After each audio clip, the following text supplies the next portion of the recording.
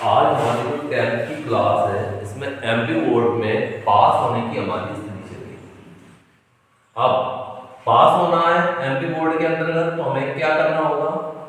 सबसे पहले हमारे पेपर के 30 नंबर के वस्तुनिष्ठ, 24 नंबर के 2 नंबर वाले प्रश्न, 9 नंबर के 3 वाले 3 प्रश्न और 4 नंबर के 3 प्रश्न, कुल कितने हो गए? 12। ये एक नंबर के। तो हम यदि नंबरों की स्थिति देखें तो 30 नंबर ये और 24 नंबर ये, मैंने जोड़े तो 54 नंबर होते हैं। और 54 नंबर मतलब हमें आधे से ज्यादा नंबर हो गए हमारे, हमें 25 से पास होना है, इन दोनों में हमारी स्थिति बन जाएगी। तो हमारा मेन फोकस ये वाला हिस्सा है। और यदि परसेंटेज की बात करें 54 नंबर आ गए, बचे हुए नंबर यहाँ पे थे हमारे। तो हम इस हिस्से की तैयारी के लिए करने के लिए प्रयास करते हैं कि हमारे इस हिस्से में पूरे में से पूरे अंक। अब पूरे में से पूरे अंक के लिए कम से कम हमें पास होने वाली स्थिति है कि हमारे 25 अंक आ जाए। तो सबसे पहला पार्ट चैप्टर 1 वास्तविक संख्या। अब वास्तविक संख्या नाम आया तो वास्तविक संख्या में क्या क्या होती है? परमेय और अपरमेय। यदि हम परमेय की बात करें तो वह संख्या जिन्हें p बटे q रूप में लिख सकते हैं परमेय, जिन्हें p बटे q रूप में नहीं लिख सकते अपरमेय। तो अपरमेय के हमारे पास उदाहरण है √2, √3, √5, 0.1, फिर 2 बार 0, फिर 3 बार 0। यदि कोई ऐसा क्रम हमें दिखता है तो वह भी अपरमेय। अपरमेय की अगली स्थिति आती है कि यदि एक परमेय और एक अपरमेय संख्या को जोड़ें, घटाएं, गुणा करें या भाग दें, हमें क्या प्राप्त होगा? सिर्फ अपरमेय। यह हमारा दूसरा वस्तुनिष्ठ इस पार्ट में। यदि हम यहाँ पे परमेय अपरमेय को लेकर अगले प्रश्नों की बात करें तो परमेय और अपरमेय संख्याओं का संग्रह वास्तविक संख्या है। फिर आता है हमारे यहाँ पे अगला प्रश्न 4 की घात n, 6 की घात n शून्य समाप्त नहीं होते। क्यों नहीं होते? हमें इसमें सविस्तार से लिख के आना है 2 की गुणित 5 के रूप में नहीं है, इसलिए शून्य पर समाप्त नहीं होगी। ये 2 गुणित 5 के रूप में, क्योंकि 4 के गुणनखंड क्या होंगे? 2 गुणित 2 और 6 के 2 गुणित 3। तो हमने ये नहीं लिखना, सीधा लिखता लिखो इसके गुणनखंड 2 गुणित 5 के रूप में नहीं है। भले यदि घातों में कंफ्यूजन हो रहा है तो लिखा जाता है 2 की घात n, 5 की घात n। अपन तो 1 नंबर वाली स्थिति चल रहा है तो हमारा ये 1 नंबर में पहुंचे। अगला हमारा यहाँ पर एक और वस्तुनिष्ठ बनता है। हमें संख्या दे दी गई 5 गुणित 4 गुणित 3 गुणित 2 गुणित 1 धन 3। क्या यह भाज्य है या अभाज्य? तो दोनों में 5 दिख रहा है, 5 को कॉमन 4 गुणित 3 गुणित 2 गुणित 1 धन 3। ये जो धन का चिन्ह है ये स्पेशल है, तो हम क्या बोल देंगे? यह एक अभाज्य संख्या। क्यों? अंकगणित की तो ये हमारा 2 नंबर का प्रश्न बना। अब अंकगणित के आधारभूत प्रमेय आई तो वो क्या होती है हमारी?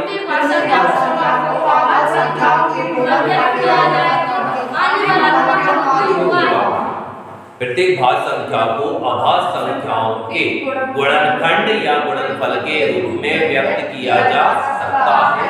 यह क्रम आने वाले क्रम अद्वितीय होता है। यह हमारी आवाज गुणनखंड।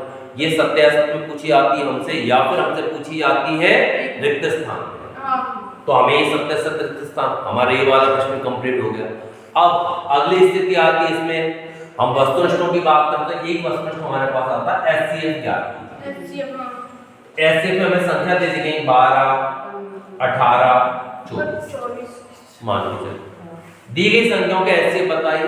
तो हमारे पास जो सबसे छोटा नियम है, यह जो सबसे छोटी संख्या है वह होती है एचसीएफ या उससे छोटा मान। तीनों में सबसे छोटी संख्या कौन सी है? 12। 12 का 18 में जा रहा है क्या? नहीं। तो 12 छोटी संख्या 11। 11 का 12 में जाता है? नहीं। 11 से छोटी संख्या 10। 10 का जा रहा है क्या? नहीं। 8 का? नहीं।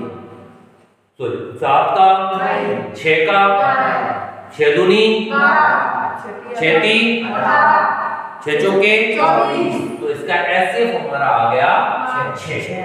ये हमारा सरल तरीका एचसीएफ ज्ञात करने का, मतलब छोटी संख्या से ही मान छोटा होगा, और जो छोटा मान होगा वो 11, 10, 9, 8, 7, 6, 5, 4, 3, 2, 1। हम यहाँ से भाग दिया, 11 का नहीं जा रहा, 10 का नहीं जा रहा, 9 का नहीं जा रहा, 8 का नहीं जा रहा, 7 का। जैसे 7 6 का गया तो 6 कहलाया एचसीएफ। ये जरूरी नहीं कि कोई बोले सर मैं तो 3 का भाग दे के देख रहा था, 3 का भी जा रहा है, 2 का भी जा रहा है, हमें इन भागों से मतलब ये क्रम हमारा इस मान हो गया एचसीएफ। ये हमारा एक और वस्तुनिष्ठ। इस वस्तुनिष्ठ के बाद हमारे पास अभाज्य गुणनखंड के सवाल आते हैं, या फिर एक एचसीएफ और एलसीएम का सवाल होता है। एचसीएफ एलसीएम का जो सूत्र है ये रिक्त स्थान में आता है, बराबर ये कोई भी बराबर गुणित बराबर ए गुणित बी। ये हमारा। अब ये सूत्र आएगा तो रिक्त स्थान में आएगा, रिक्त स्थान में नहीं आया तो किसका सवाल आएगा? हमें एचसीएफ का मान, एलसीएम का मान, पहली संख्या और दूसरी संख्या। साधारण भाषा में यदि कोई लिखता है तो वो लिख सकता है एचसीएफ गुणित एलसीएम बराबर पहली संख्या गुणित दूसरी संख्या, तो भी उसका मान सही कहा जाता है। प्रश्न पूछा जाता है एचसीएफ और एलसीएम में संबंध बताइए। प्रश्न क्या आया? एचसीएफ और एलसीएम में संबंध बताइए, तो ये हमारा वो संबंध हो गया। तो ये प्रश्न बना हमारा 2 नंबर। अगला हमारा आखिरी यहाँ पर प्रश्न आता है, वो होता है एक परिमेय संख्या और एक अपरिमेय संख्या, इनको जोड़ दिया जाए, गुणा कर दिया जाए, घटा दिया जाए, भाग दे दिया जाए, तो हमारे पास कौन सी संख्या प्राप्त होगी? अपरिमेय संख्या। प्रश्न पूछा जाता है सिद्ध कीजिए। सिद्ध करने में एक ध्यान रखना है, जो भी दिया गया है उसे माना यह एक परिमेय संख्या। परिमेय है तो 3 धन रूट 2 बराबर p बटे q, और अंडर रूट वाली जो भी संख्या है उससे हमें बिल्कुल नहीं बोलना। तो रूट 2 ऐसे ही p बटे q पक्षांतर किया तो ऋण के 3, जो कि एक विरोधाभास है। यदि यहाँ पर देखें तो इसको भी हमने p बटे q माना, फिर गुणा करते रूट 2 ऐसा ही p बटे 3q, जो कि ये विरोधाभास है।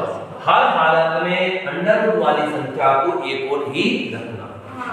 यदि यहाँ पर देखें ये p बटे q माना, अब ये मान हमारा कैसा हो रहा है? ऋण का। धन का करने के लिए दूसरी ओर लेके गए, p बटे q इस हो रहा है, तो ये p बटे q ऋण के और ये हो गए ये मान। यदि इस वाले में से देखें ये p बटे q रूट 3 ऐसा ही 2 का गुणा कर दे तो 2p 2। यदि यहाँ पर देखें तो ये p बटे q तिरक गुणा कर दे तो 2q ऊपर होगा और p ये हो गया रूट। हर स्थिति में हमारा अंडर रूट का मान अलग आएगा और हम यहाँ पर लिख देंगे जो कि ये विरोधाभास है। यदि ये सवाल पूरा नहीं कर पा रहे, हमने लिखा माना यह एक परिमेय संख्या है, पक्षांतर करो, तिरक गुणा करो, कैसे भी करो, अंडर रूट के मान को अलग लेके आओ। 2 या 3 नंबर का हमारा प्रश्न बनता है, तो यदि ये प्रश्न परीक्षा में आता है तो 3 में से 3 अंक मिलने की संभावना अत्यधिक है। गलत हो गया तो हमें कम से कम 1 अंक तो मिलेगा। पार्ट में हमारे 6 अंक के प्रश्नों की हम बात करें तो यहाँ पे हमारे पास कम से कम 2 नंबर के 2 वस्तुनिष्ठ हमारे सही हो जाते हैं और 1-1 नंबर में कायम मिल जाता है सवाल में। सवाल नहीं आता अधूरा सवाल पर करके। अगला पार्ट हमारा आता है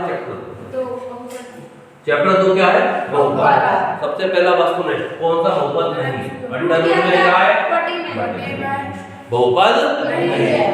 दूसरा प्रश्न बहुपद की घात, जो भी चर राशि की सबसे बड़ी घात होगी वो कहलाएगी बहुपद की घात। चर राशि की बड़ी घात, यदि यहाँ पे हमें 5x की घात 2 धन 3x की घात 6 धन x की घात 8, घात कितनी हो गई? 8। ये है सबसे बड़ी घात, बहुपद की घात 8। अगला प्रश्न आता है यहाँ पर रिक्त स्थान में, बहुपद की उच्चतम घात को क्या कहते हैं? बहुपद की घात। आखिरी यहाँ पे जितनी घात होती है उतने शून्य। यदि शून्यकों की संख्या कभी पूछी जाएगी तो जितनी घात उतने शून्य। अगला जैसे हमने घात और शून्यकों की बात करी तो यहाँ पर हमारे पास प्रश्न में नाम दिया गया ये बहुपद है ax धन b, इसका शून्य ऋण के b बटे a, ये निकालना। या तो याद कर ले हम कि ax धन b का शून्य। अगला प्रश्न आता है एक घाती बहुपद को रेखित, यदि घात 2 हो जाए तो यदि घात 3 हो जाए तो यदि घात n हो जाए तो n घाती होगा। यदि एक घात तो शून्य कितने होंगे? घात 2 है तो शून्य, घात 3 है तो शून्य, घात n है तो शून्य। ये हमारा अगला वस्तुनिष्ठ पद है। इस वस्तुनिष्ठ के बाद आता है हमारे पास बहुपद का मानक या व्यापक।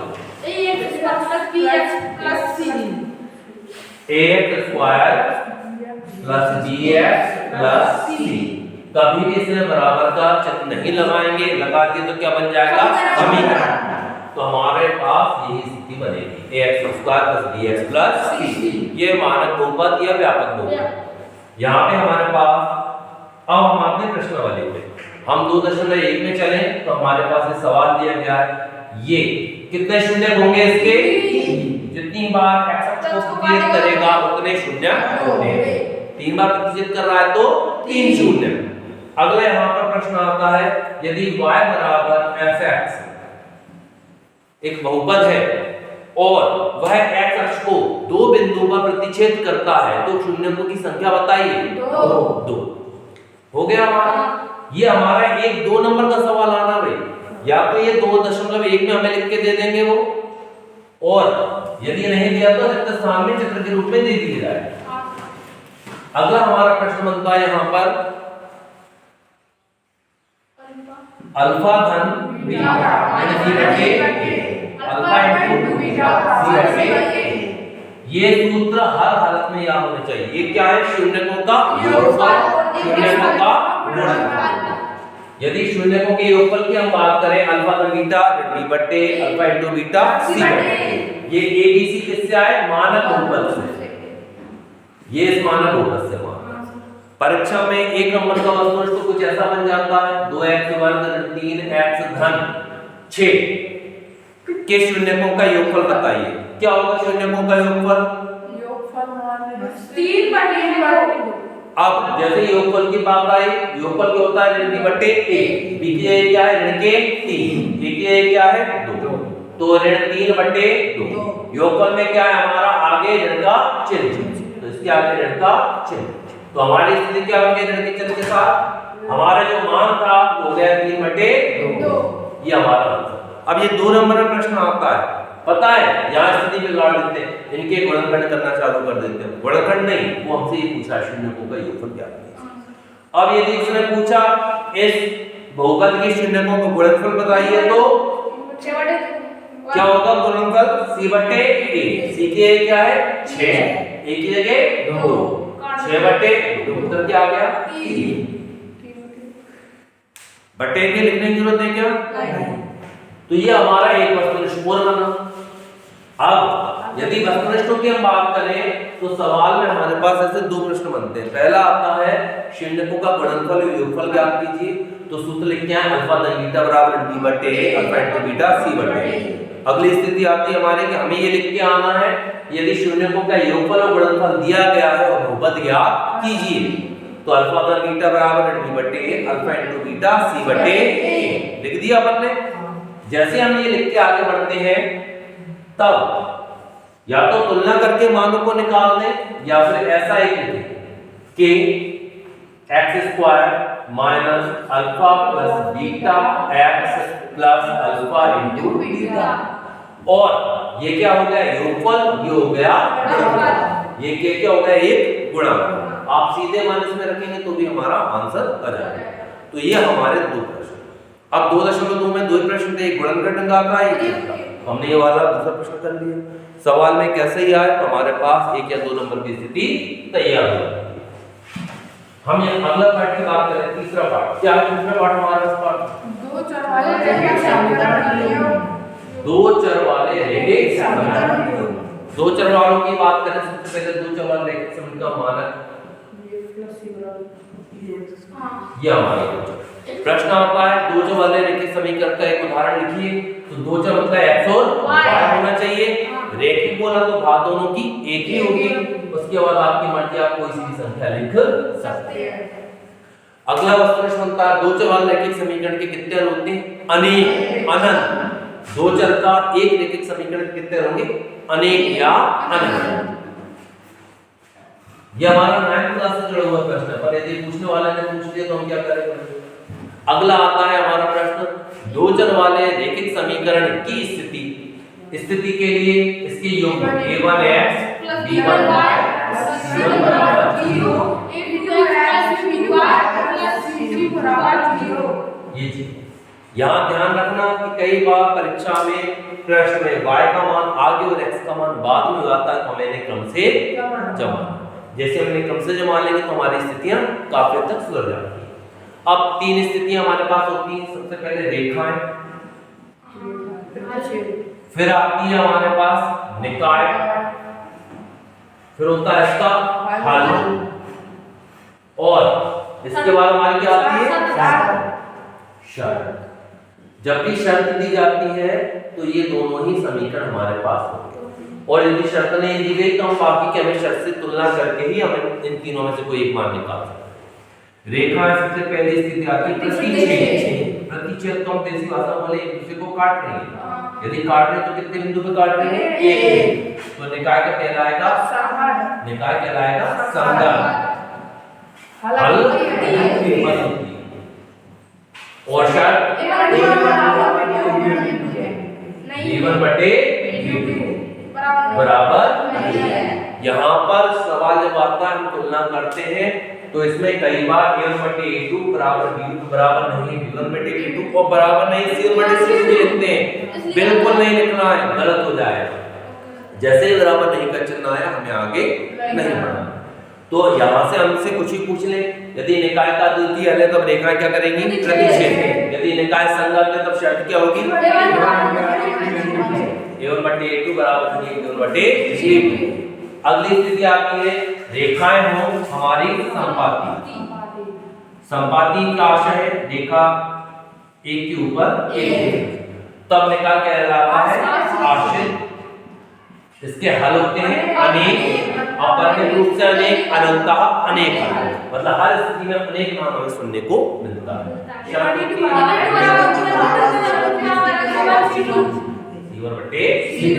तीनों मान बराबर होते हैं अनुपात के, तब निकाय कैसा होगा? अनेक हल आश्रित और संपाती। रेखाएं आपस में कहीं पे भी क्रॉस कर सकती हैं। रेखा से तीन स्थिति में होंगी, या तो काटेंगे या एक ऊपर एक होंगी, या फिर कभी भी एक दूसरे को नहीं काटेंगे।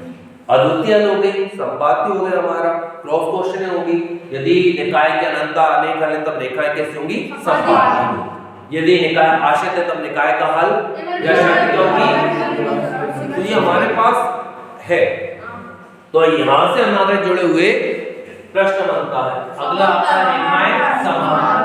समान तो मतलब कभी भी एक दूसरे को प्रतिच्छेद तब निकाय कहलाता है हमारा कोई हल नहीं होते, और शर्त में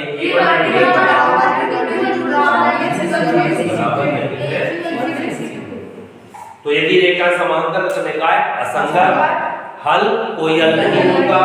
a1 बटे a2 बराबर b1 बटे b2 बराबर नहीं है। हमारे पास जब प्रश्न बनते हैं इस पार्ट के तो यहाँ पर ये स्थिति निकल कर आती है कि यहाँ से हमें एक प्रश्न पूछ जाता है, बताइए निकाय का हल कैसा है, इनकी स्थितियां बताइए, तो हम यहाँ पे वो कार्य करते हैं। यदि ये स्थिति भी नहीं हो पा रही है तो हमसे प्रश्न पूछा जाता है इनको लेकर एक रिक्त स्थान में या सत्य सत्य में विकल्प में के रेखा विचित करती है तब शर्त क्या होगी? यदि रेखा विचित करती है तो अद्वितीय की स्थिति क्या होगी? यदि संपाती है तब क्या होगा? तो हमें वो स्थिति का ध्यान रखना। अब ये हमारा पार्ट जो है 7 नंबर का पार्ट है। कितने का? 7। यदि 7 अंक का है तो हम इसे भी डिवाइड करते हैं 4 नंबर, एक 2 नंबर और एक 1 नंबर। या फिर हो सकता है 3 प्रश्न 1-1 नंबर के हो जाए और एक 4 नंबर का जाए, या जो भी चेक करने वाला या पेपर बनाने वाला, तो हम उसके अनुरूप पार्टों की हम बात करें तो यहाँ तक कि हमारी स्थिति सुलभ होती है। अगली स्थिति में हम जाए तो यहाँ पर हमारे पास समीकरण को हल करने की विधि है। यदि प्रश्न बनता है दो चर वाले रैखिक समीकरण को हल करने की कितनी विधियां हैं? सिर्फ दो। कौन कौन सी विधियां भाई? ये होती है ग्राफीय और बीजगणितीय। अब जब बीजगणितीय की हम बात करें तो बीजगणितीय के अंदर हमारे कुल 3 विधियां हैं। पहली है विलोपन, प्रतिस्थापन और वज्रगुणन। ये हमारी 3 विधियां। वज्रगुणन का सवाल हमारे कोर्स में नहीं है, तो हमने इस वाले विधि के सवाल को हल नहीं किया। पहले हुआ करता था, पर नए सिलेबस में ये वाला हिस्सा हटा दिया। अब 2 विधियां आती हैं, विलोपन और प्रतिस्थापन। विलोपन और प्रतिस्थापन की स्थिति हम बात करें तो सबसे अच्छा जो तरीका है यदि उसको हम देखें तो प्रतिस्थापन। प्रतिस्थापन कितना आ गया, मतलब कितना बनेगा? समीकरण नंबर 3। हमें यहाँ पर समीकरण दिया है 3x धन 2y बराबर 6, 5x धन 6y बराबर 7। प्रतिस्थापन विधि से हल कीजिए तो सबसे पहले इन समीकरणों को क्रम से लिखा, मान लिख दिए पहला और दूसरा। समीकरण 1 से ये समीकरण 1 लिखा, x वाले मान को सो रहने दिया, बाकी सभी का क्या कर दिया? अब x अकेला रहा, बाकी सब का क्या कर दिया? तिर्यक। तो ये हमारा बन गया समीकरण नंबर 3। कठिन इतना करके आपको कम से कम एक नंबर हमारा, और x का मान फिर क्या करते हैं? समीकरण नंबर 2 में रखते हैं, फिर हमें y का मान प्राप्त होता है, y का मान फिर वापस यहां रख देते हैं, तो स्थिति बनती है। पर इतना करके आपको पूरा सवाल वाली स्थिति नहीं, अपन कितना नंबर की बात करें? 25 नंबर चाहिए, तो हमारे यहाँ पे 1 नंबर वो मिल जाता है। अब यदि किसी स्थिति में विलोपन में हम आ जाएं तो विलोपन वाली की स्थिति क्या बनती है हमारी? विलोपन विधि के अंतर्गत यही समीकरण यदि हम देखें 3x धन 2y बराबर 7, 5x धन 3y बराबर, ये 2 समीकरण है हमारे। ये समीकरण 1, ये समीकरण 2। यहाँ पहले समीकरण में x से गुणा क्या है? 3, तो इसमें कितने गुणा करें? समीकरण 2 में 3। इस समीकरण का गुणा क्या है? 5, तो इसमें कितने गुणा करेंगे? 5। और ये जो लिखा है इस लाइन को लिख के आना है, समीकरण 1 में 5 का एवं समीकरण 2 में 3 का गुणा करें। जैसे हमने ये लिख दिया तो 1 नंबर आपका हो गया। क्यों हो गया? क्योंकि टीचर को पता चल गया तुम्हें विलोपन विधि आती है, उसे ये बात पता चल गई कि तुम्हें विलोपन विधि का मतलब पता है कि विलोपन में करते क्या। अब भले ही आगे का सवाल गलत हो तो भी 1 नंबर की संभावना बन चुकी है। यदि गुणा कर दें 5 दिया 15 x धन 5 दूनी 10 y 5 7 3 5 15 3 दिया 9 और 3 घटाने पर ये सभी चिन्ह ऋण के ये कट गए, 10 में से 9 गए तो और यहाँ पे कितने बचे? 35 में 27 गए तो 8। यहाँ पर चिन्ह बदले होते हैं, ये ध्यान रखना। कई बार ये ऋण का चिन्ह नहीं दिखता तो धन के 10 और 19 लिख के घट गए हमारे, ये मान हमारा बन गया। इस मान को किसी भी समीकरण में रख दो, आपको उत्तर प्राप्त है। और यदि ये कर दिया ना आधे नंबर पहुंच गए। 4 नंबर का सवाल है तो 2 नंबर तक आ गए। थोड़ा कर दोगे तो पूरा, पर यदि थोड़ा भी नहीं कर पा रहे, इतना तो कर क्या हो। अपन 1 नंबर वाली स्थिति की बात कर रहे हैं कि हमें हर पार्ट में से कम 3 अंक चाहिए, तो हमें स्थिति पहुंचेंगे कि हम जब 36 का करके आएंगे तो कुछ गलती भी होगा तो हमारे ये अंक पहुंच जाएंगे। पार्ट 3 के बाद अगला पार्ट आता है हमारा पार्ट 4। क्या है पार्ट 4? द्विघाती समीकरण। द्विघाती समीकरण की घात कितनी होती है? 2।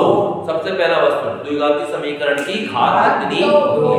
क्या 2 घात वाले समीकरण को क्या कहते हैं? द्विघातीय समीकरण। द्विघाती समीकरण का मानक व्यापक रूप हमारा ये हमारा द्विघाती समीकरण का मानक या व्यापक। यदि कहीं पर हमें ये लिखकर दे दिया जाता है एक द्विघाती बहुपद है, यदि f(x) एक द्विघातीय बहुपद है और यदि f(x) बराबर 0 फलन है तो इसे हम क्या कहेंगे? इसे कहेंगे द्विघातीय समीकरण। ये ध्यान रखना। अगले इसमें कोई हमारे भारत के गणतंत्र का नाम है? श्रीधराचार्य। तो क्या है श्रीधराचार्य का? सूत्र पे कुछ स्थापित किया था। तो इन्होंने सबसे पहले कौन सा सूत्र दिया था? द्विघाती। श्रीधराचार्य ने कौन सा सूत्र दिया? द्विघाती। आप श्रीधराचार्य को लेकर ये ध्यान रखना कि इनका यदि सूत्र पूछा है कौन सा सूत्र दिया? द्विघाती सूत्र। और यदि ये पूछ लिया है द्विघाती सूत्र बताइए, तो हमारा है x बराबर c प्लस माइनस रूट की ये पूरे के बटे में 2 अच्छे से याद रहे, नहीं तो 2 कहीं अलग लिखा हो जाता है, पूरे अंक कट जाते हैं। तो ये श्रीधराचार्य का काम हो गया हमारा। अब अगले वस्तुनिष्ठ की हम बात करें तो अगला वस्तुनिष्ठ आता है हमारा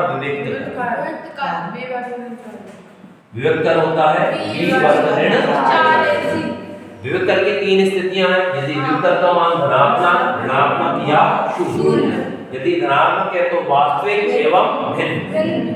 यदि बराबर है शून्य के तो वास्तविक एवं समान। और यदि ऋणात्मक है तो अवास्तविक। ये 3 स्थिति। इनको लेकर ये दिया गया है कि विवेककर का मान जब 0 से बड़ा हो, विवेककर का मान जब 0 से छोटा हो, और तीसरी स्थिति जब 0 के बराबर हो। यदि ये चिन्ह ऐसा था, ऐसा इसलिए लिखा मैंने ताकि आप लोगों को ये क्लियर रहे कि 0 से छोटा या बड़ा। किताब में ऐसा लिख दीजिएगा b वर्ग ऋण 4ac बड़ा है 0। बात एक ही, कहने का तरीका बदल गया। नहीं सर वो जैसा था ना मुंह खुला हुआ था, तो ये तो लिख के आ गए इस साइड था, ये ऐसी स्थिति है। पक्षांतर का ध्यान रखना कि ये हिस्सा जिसको खुला रहेगा वो हमारा मान धनात्मक की बात करेगा।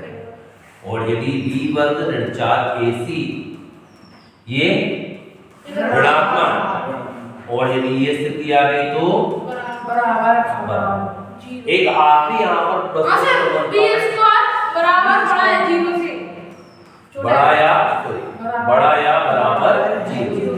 तो यहाँ पर सिर्फ मूल वास्तविक के लिए कहलाएंगे। कैसे कहलाएंगे? मूल सिर्फ वास्तविक के लिए, इसके अलावा कोई अन्य स्थिति नहीं है। यहाँ पर हमें सवाल मिलेगा द्विघाती समीकरण का, उस सवाल की स्थिति में पहुंचे तो या तो 3 नंबर या 2 नंबर, और इस वक्त ज्यादा ही ऐसे देखिए 4 नंबर। आप 2 नंबर की बात करें, 2 नंबर पे क्यों बोल रहे हैं सवाल को? क्योंकि 2 स्थितियां बन रही हैं। पहली स्थिति थी द्विघाती समीकरण है या नहीं, 4.1 में, तो हमें बताना है द्विघाती समीकरण घात 2 होगी तो द्विघाती कहलाएगा। इसके बाद 4.3 में हम आए तो हमारे पास स्थिति आ गई मूलों की प्रकृति। अब मूलों की प्रकृति को लेकर तो हमने 3 स्थितियां पढ़नी शुरू कर दी, 0 से बड़ा, 0 से छोटा या फिर 0 के बराबर। तो 3 स्थितियों में से जो भी स्थिति होती है उसके अनुरूप हमारा मान होता है। कई बार यहाँ पर एक सवाल आता है k का मान ज्ञात कीजिए। जैसे ही बोला जाए मूल बराबर है k का मान ज्ञात कीजिए, सूत्र ये b वर्ग बराबर 4। यदि ये लिख दिया तो हमारे तिरक गुणा करने में दिक्कत नहीं आएगी। नहीं तो हम क्या लिख के आते हैं b बराबर b वर्ग ऋण 4ac। फिर सोचते हैं ये d आ गई, अब k का क्या करें, k कहां जाएगा बेचारा।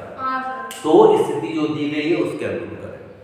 यहाँ पर लास्ट हमारी कंडीशन आती है मूलों की प्रकृति को लेकर कि हमें जो भी सवाल दिया जाए और हमें बिल्कुल भी कुछ नहीं आता तो विवेककर का मान याद रखना चाहिए। विवेककर क्या है? b वर्ग ऋण 4ac। और एक हमारा यदि हमने 2 लाइनें याद कर रखी हैं तो हमारा पूरा का पूरा हिस्सा कंप्लीट होता है। अगला पार्ट हमारा आता है समांतर चैप्टर 5 AP। समांतर श्रेणी किसे कहेंगे? जिसमें एक क्रम से संख्याएं आ रही हैं उन्हें हम बोलेंगे समांतर श्रेणी। तो अब परिभाषा की बात करें, किसी संख्या में, किसी निश्चित संख्या में एक समान संख्या जोड़ने पर उत्तरोत्तर पद प्राप्त होता है। ये तो एक निश्चित संख्या होगी। जब इसमें हम समान संख्या जोड़कर अगले वाली संख्या को प्राप्त करेंगे तो वो कहलाएगी हमारी समांतर श्रेणी। अब समांतर श्रेणी की जो भी संख्या होगी इन्हें बोलते हैं पद। समांतर श्रेणी में सार्वंतर मतलब बाद वाली संख्या में से पहले वाली संख्या को घटाकर ज्ञात किया जाता है। 5 ऋण 2 उत्तर आ गया।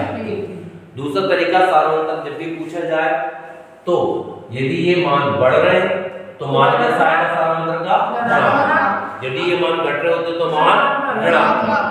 अगली स्थिति सार्वंतर का मान सदैव होता है, कैसा हो सकता है, धन का, ऋण का या शून्य। कई बार पेपर में ये प्रश्न आता है सत्य में सार्वंतर का मान सदैव धनात्मक होता है तो क्या हो जाएगा, असत्य। सार्वंतर का मान सदैव ऋणात्मक होता है तो क्या हो जाएगा, असत्य। और यदि श्रेणी दे दी गई 1,1,1,1, क्या ये समांतर श्रेणी है? सार्वंतर क्या है, 0। इसलिए नहीं तो कई बार सोचना सर इसमें कोई जोड़ रहा था ना घट रहा था तो लिख के आ गया सर, तो ऐसी स्थिति ना। अब जैसे हमने सार्वंतर की बात की तो हमारे यहाँ पे एक प्रश्न और बन जाता है, समांतर श्रेणी का व्यापक रूप बताइए।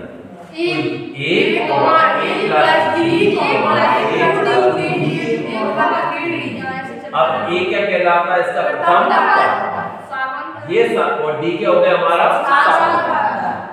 यदि पूछे जाता है समांतर श्रेणी का nवां पद याद करने का सूत्र तो ये इसका nवां पद याद करने का सूत्र।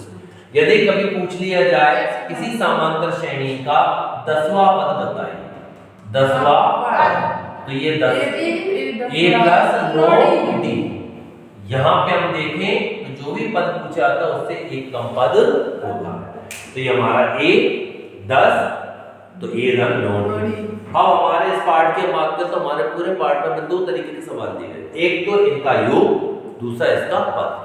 तो हमारे पास ये योग की हम बात करें तो योग में तो कई सारे सवाल आते हैं, यह सूत्र हो रहे हैं हमारे 4 सूत्र हो रहे हैं। पर यदि हम यहाँ की बात करें तो एकमात्र सूत्र है समांतर श्रेणी लिखा देके ये सूत्र लिखकर और चेक करने वाला हमें 1 नंबर देगा क्योंकि हमने सूत्र सही लिखा है। दूसरी स्थिति वस्तुनिष्ठ में यदि प्रथम पद पूछ लिया जाए तो भैया जहां से श्रेणी शुरू हुई है वो हमारा क्या कहलाएगा, प्रथम पद। सार्वंतर बाद वाले में से पहले वाले घटा देते हैं। यदि हमें इतना पता है, हमने ये सूत्र लिख दिया और एक समांतर श्रेणी यदि हमें ये दे दी गई, इस श्रेणी का नवा पद बताइए, कौन सा पद बताना है, नवा। अब मुझे ये वाला सूत्र मैंने लिख दिया an बराबर a + n - 1 × d। अब मैं सर d निकालना भूल गया, n निकालना भूल गया, भैया ये सूत्र लिखा, ये क्या था, 2 6 10 14, कितने जोड़ रहे थे, 4, 14 4 18, 18 4 22, 22 4 26, 26 4 30। अब यदि इनका पद याद है, पहला, दूसरा, तीसरा, चौथा, पांचवा, छठवां, सातवां और ये 30 के ऊपर गोला लगाया और लिख दिया इस श्रेणी का नवा पद 30। ये सूत्र लिख के आके ये लिख कर पूरे 2 में से 2, और यदि ये सूत्र के लिए दिया तो 1 8वां है तो हमारा अगला पद कितना हो जाएगा, 34। तो ये हमारा हो गया नवा पद, ये हो गया 34। अब ये हमारी गिनती यहीं से रहेगी, ऐसे भी करके आओगे तो भी अंक मिलने की संभावना है। क्यों अंक मिलेंगे, क्योंकि हमारे अंक आ रहे हैं 22 23 24 के आसपास, 25 अंक में टीचर सर चलो भैया इतना आता है पास कर दो, हम 2 अंक दे देते हैं, ऐसे ये पास हो जाएगा 10th क्लास में। नहीं तो वो रूल इससे चलता, यदि ये आपकी कॉपी 74 या 70 आसपास की मार्किंग की होती तो वो यहाँ पर आपको अंक नहीं देता, सिर्फ इसका 1 अंक देता सूत्र का, वो इसको काट देता। पर अपनी कॉपी कितने नंबर पे है, 22 23 तो हमें यहाँ पे आपको मिल जाता है। चलो इस पार्ट का कोई और प्रश्न हमारा वस्तुनिष्ठ नहीं है, चलो एक वस्तुनिष्ठ और बनता है। यदि श्रेणी में पदों की संख्या निश्चित होती है तो हम बोलते हैं परिमित श्रेणी, पदों की संख्या निश्चित नहीं होती तो अपरिमित। परिमित से आशय 3 5 7 9 इतना लिख के दे दिया, बोला गया बताइए श्रेणी कैसी है, तो ये कहलाएगी परिमित। पर यदि मैंने ये लिख दिया 2 5 8 और ये बिंदी लगा दी तो ये क्या कहलाएगी, अपरिमित। ये खत्म कहां हो रही हमें नहीं पता, और इसका अंतिम पद की हमें जानकारी है, ये कहलाएगी परिमित, ये कहलाएगी अपरिमित। चलो इससे मुझे एक चीज याद आई, यदि हम पाठों की बात करें तो हमने अभी तक कितने पाठ देख लिए, 5। 5 पार्टों के यदि प्रश्नों की बात करें तो प्रश्नों में हमारी स्थिति बनती है कि पहले पार्ट के हमारे अधिकांशतः प्रश्न हो चुके थे।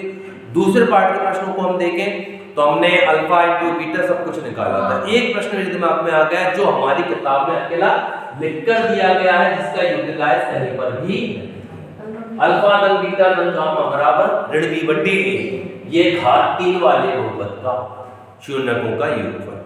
फिर अल्फा इंटू बीटा धन बीटा इंटू गामा धन गामा इंटू अल्फा c बट्टे a। यदि ध्यान रखना हो तो ये अल्फा धन बीटा यही माना है, अल्फा इंटू बीटा यही माना है। अब तीसरी आती है alpha into beta into gamma, ये हो गया a बट्टे ये हमारा। चैप्टर 4 में हमने बहुपद द्विघाती समीकरण पढ़ा था, द्विघाती में सवालों को देखा था, तो द्विघाती में ऐसी स्थिति नहीं बनी थी, पर यहाँ ये हमारा ऐसा छूट रहा है। अब अगला आता है हमारा चैप्टर 6 त्रिभुज के पहले थोड़े से नियम की हम बात करें तो त्रिभुज में हमारा जो नियम है चैप्टर 6 के अंतर्गत वो सर्वांग समता। तो सर्वांग समता क्या होती है? सभी अंगों का समान वे आकृतियां जिनकी आकार एवं माप समान होती है उन्हें हम सर्वांग समता कहते हैं। 9th क्लास का प्रश्न पूछ लिया तो, क्योंकि सर्वांग समता का उल्लेख है। इसके बाद हमारे पास अगली स्थिति आती है समरूपता। समरूपता में स्पष्ट रूप से उसकी परिभाषा पहला प्रश्न बनता है, वे आकृतियां जिनके आकृतियां एक समान हो, आकार भिन्न भिन्न। आकार मतलब अमाप, कोई छोटा है कोई बड़ा, हम उन्हें बोलते हैं समरूप आकृतियां। समरूप आकृतियों के हमारे 2 गुणधर्म, सबसे पहला संगत समान बराबर या समान, संगत एक अनुपात या समान अनुपात। ये क्या हुई? एक अनुपात या समान अनुपात, ये हमारे 2 नियम है। अब यदि इन नियमों की बात करें, पूछा गया बहुभुज समरूपता के गुणधर्म लिखिए। संगत कोण समान होते हैं, संगत भुजाएं एक ही अनुपात में होते हैं। त्रिभुज समरूपता के गुणधर्म की संगत कोण समान होते हैं, संगत भुजाएं एक ही। त्रिभुज समरूपता में ये गुणधर्म कहलाता है हमारा ट्रिपल ए, और इसे बोलते हैं ट्रिपल एस। इसके अलावा 2 नियम और है त्रिभुज के अंदर, S A S double A. S का आशय है भुजा, साइड, ए का आशय है एंगल या कोण। फिर एस यदि 2 इसकी परिभाषा पूछ ले, एस एस बताइए समरूपता गुणधर्म, तो 2 भुजाएं और उनके बीच बनने वाला कोण, यदि दूसरे त्रिभुज के अंदर 2 भुजाओं एक ही अनुपात में और उनका बीच का बनने वाला कोण समान हो तो त्रिभुज कैसे कहलाएंगे? समरूप। ये हमारा वस्तुनिष्ठ बनता है। अगले वस्तुनिष्ठ की हम बात करें यहाँ पर तो स्पष्ट रूप से एक लाइन हमारी किताब में दी गई है, सभी सर्वांग सम आकृतियां रूप होती हैं परंतु सभी समरूप आकृतियां सर्वांग सम नहीं होती। क्लियर कर लेना, क्योंकि कई बार हम इसका उल्टा देते हो, हमें सभी समरूप आकृतियां सर्वांग सम होती हैं परंतु सभी सर्वांग सम आकृतियां समरूप नहीं होती, और हम लिख के आते हैं सत्य, जबकि ये क्या हो गया? गलत। सभी सर्वांग सम आकृतियां कैसी होंगी? हमारी समरूप। तो ये हमारी लाइन बनती है। आगे हम बढ़ते हैं तो यहाँ पे हमारी 3 स्थितियां, उनमें आगे आता है सभी। पहला है ये जो त्रिभुज है इसे बोला जाता है समबाहु। ये हम जानते हैं ये क्या है? सभी समबाहु त्रिभुज समरूप, सभी वृत्त समरूप, सभी वर्ग समरूप। 6.1 में जो हमारे प्रश्न दिए गए उनके अंतर्गत ये 3 रिक्त स्थान बिल्कुल ऐसे ही दिए गए भी। जब रिक्त स्थान दे दिए गए तो टीचर जो पेपर बनाने वाले हैं वो बिल्कुल सोचेंगे अरे ये दिया है बच्चे का 1 नंबर तो मिल जाए, और यहाँ पे कुछ लोग समद्विबाहु लिखकर आ जाते हैं। समद्विबाहु नहीं आएगा, क्या होगा? सिर्फ समबाहु। सभी समबाहु त्रिभुज समरूप, सभी वृत्त समरूप, सभी वर्ग समरूप। अब अगली स्थिति आती है यहाँ पे हमारी थेल्स की प्रमेय। थेल्स प्रमेय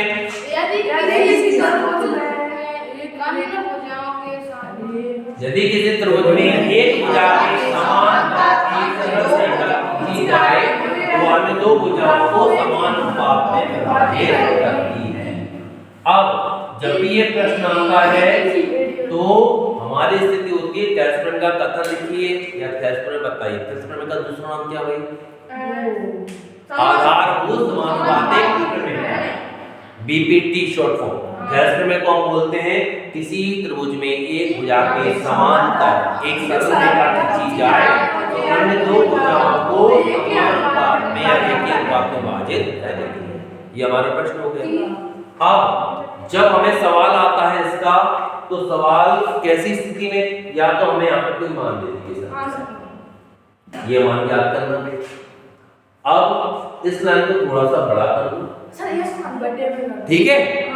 अब जब बड़ा कर दिया हमने लाइन को चित्र में, तो हमें सीधा लिख रहा है 2 के बटे में 3, 4 के बटे में x, तेरा गुणा कर दिया तो x बराबर 4 गुणे 3 बटे, हो गया 3 ऊपर 2 नीचे, 2 दूनी 4, x बराबर कितना आ गया 6।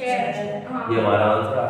अब स्थिति क्या हो रही है, यहाँ पे क्या लिख दिया टेल्स, हम जानते हैं AD बटे DB AE बटे EC, पर यदि टेल्स का विलोम की स्थिति पूछ ली जाती है तो विलोम में कई बार कंफ्यूजन हो जाता है।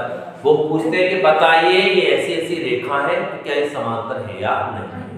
तो हमें सबसे पहले अपना त्रिभुज बनाना है।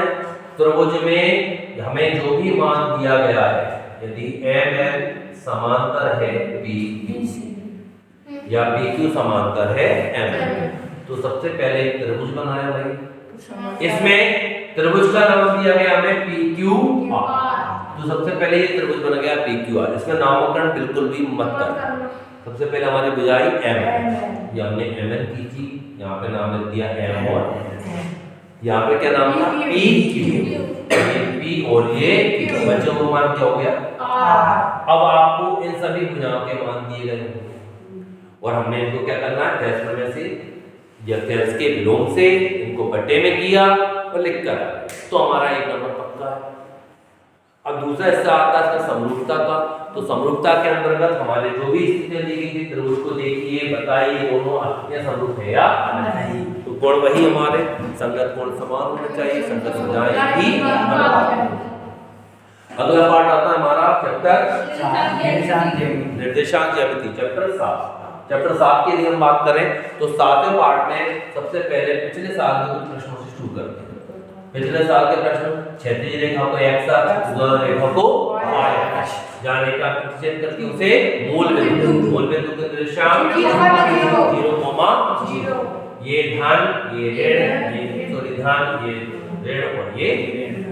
जब हम इसके निर्देशांक की बात करें तो इस तल को कितने भागों में बांटता है, 4 भागों, और 4 भागों को हम क्या कहते हैं, चतुर्थांश।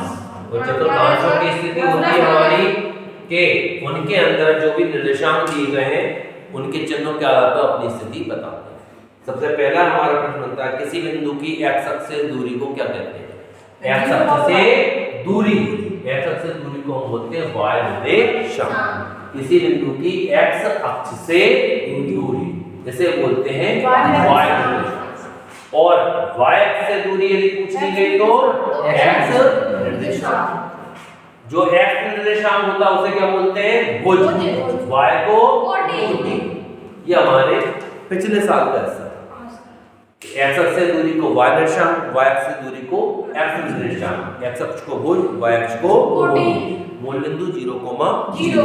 ये हमारे चतुर्थांश। यदि चतुर्थांशों में दे दी जाए 2,3 कहां पर स्थित है, तो 2,3 जो 3 चतुर्थांश में, 2 धन का 3 ऋण की संख्या से मतलब नहीं है, धन और ऋण, धन और ऋण का क्या आता है, चतुर्थांश। यदि ये दे दी जाए 3,0 कहां पर स्थित है, तो x अक्ष पर, x अक्ष पर। और यदि यही मान दे दिया 0,3 या y अक्ष, यदि पूछ लिया 0,0 का स्थित है, अरे इसका नाम बिंदु कहां है, x और y अक्ष के प्रतिच्छेद बिंदु पर, जहां पे प्रतिच्छेद करेंगे वहां पर ये स्थित है। या हम बोल सकते हैं कि दोनों अक्षों के प्रतिच्छेद बिंदु पर स्थित है। अब इस पार्ट में हमारे पास मात्र 3 सूत्र बनते हैं। तो पहला सूत्र आता है दूरी का,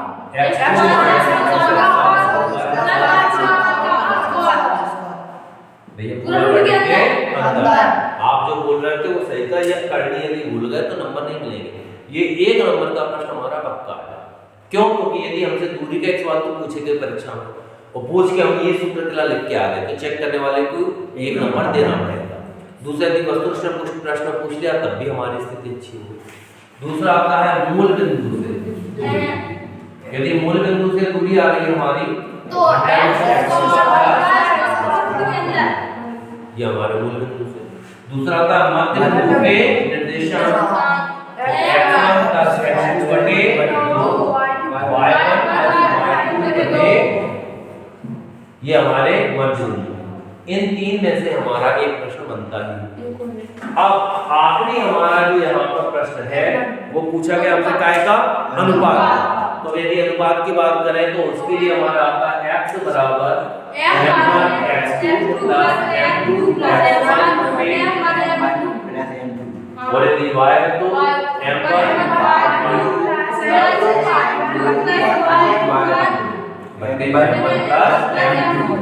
यह वाला सूत्र हो गया। भाई जब हम यहाँ तक पहुँच गए तो हमारी स्थिति क्या हो रही है कि हमने इन सभी सवालों के अंतर्गत इन सूत्रों को पढ़ लिया है और इस पाठ में इससे जुड़ा हुआ ही हमारा प्रश्न बनता है।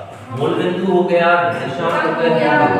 हमें एक पाठ में से 2 से 3 अंक चाहिए थे। यदि 2 नंबर के वस्तुनिष्ठ आते हैं तो यही वस्तुनिष्ठ होंगे हमारे। दूरी का पूछे गए कुछ पूछ सकता है। दूसरी स्थिति आती है हमारी कि वो हमसे या तो सवाल में आएगा तो हम सूत्र लिख के आ गए। ये जो 3 सूत्र थे इनमें से एक सूत्र मिल जाएगा। अधिकांश दूरी का एक सवाल में मिलता ही है और सूत्र लिख के आता तो मैं आपको मिले। अगला पाठ हमारा आता है त्रिकोणमिति का परिचय। ये त्रिकोणमिति के परिचय में चैप्टर 8 में हमारी स्थिति है कि हमें कुछ नहीं आता सर, इतने सारे सूत्र हम सब भूल रहे हैं। तो हम एक चीज याद रखें, लाल बटे कप्पा। सबसे पहले आपने इसके मानकित हो गया साइन